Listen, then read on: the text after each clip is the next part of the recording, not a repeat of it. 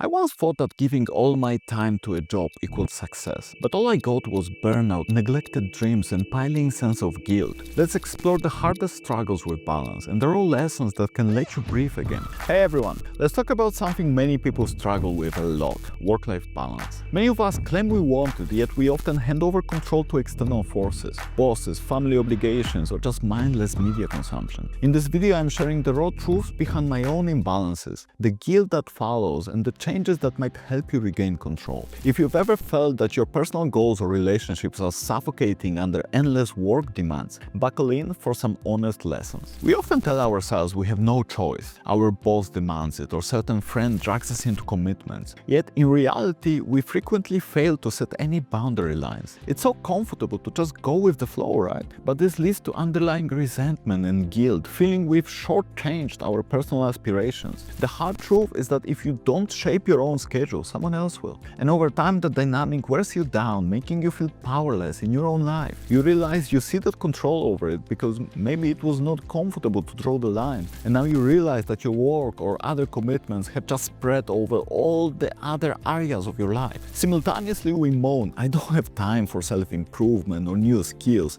while mindlessly scrolling through social feeds for an hour every evening. We become complacent. There is no single big dream or push to break that routine. Meanwhile, we quietly envy others leveling up, ironically ignoring how we could carve out just 20 minutes a day to do the same. Recognizing this pattern was the first breakthrough for me. I was letting trivial distractions steal my potential for growth. Sometimes we hyper-focus on one big pursuit, maybe building a startup or climbing a corporate ladder, and then everything else around us decays. Years might pass where you are absent from family gatherings or personal passions. Eventually, you realize you've missed precious moments or your health is in shatters. That blow is brutal. You stop questioning whether that success was worth what you sacrificed. When you realize that, you start looking at the importance of reflection and taking a step back to see the bigger picture of your life a little bit differently. Don't get me wrong, focus is great, but there is a thin line between focus and tunnel vision, and periodically re-evaluating whether we are still on the right track or not can save us lots of regrets further down the line.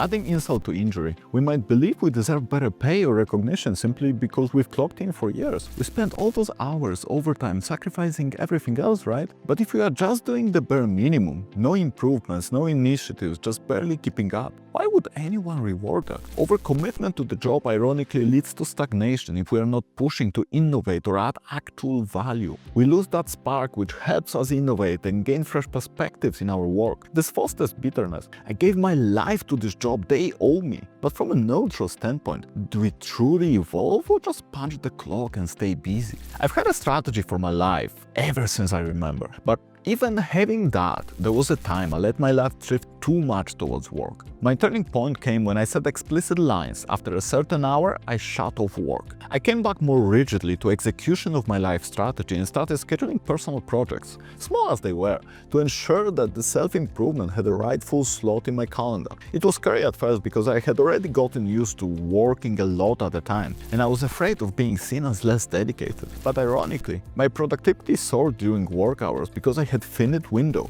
I regained mental calm too, and above all, the satisfaction that I finally came back to the goals that really motivate me. I became more serious about dormant dreams too. I relearned how to drive car, which ironically I didn't need for 15 years. I started traveling much more often, learning Spanish, and finally launching Phoenix. Slowly, that sense of personal progress enriched me, letting me feel more alive outside of office tasks. What shocked me was how quickly the guilt about not having time melted away once I took back a real ownership. Now, I would advise anyone lost in that grind to start small, set the boundaries, and watch how it rekindles your spirit. How do we put all of that together? First, audit your week. Track how you spend every hour across 7 days. Identify where the time sinks, social media, mindless TV, and see where you can relocate it to personal goals or rest. Set non-negotiable boundaries. Decide on daily or weekly cutoff time for work and set a weekend block purely for personal or family time. Guard it fiercely. Choose one growth target. Pick a skill or hobby you've been neglecting,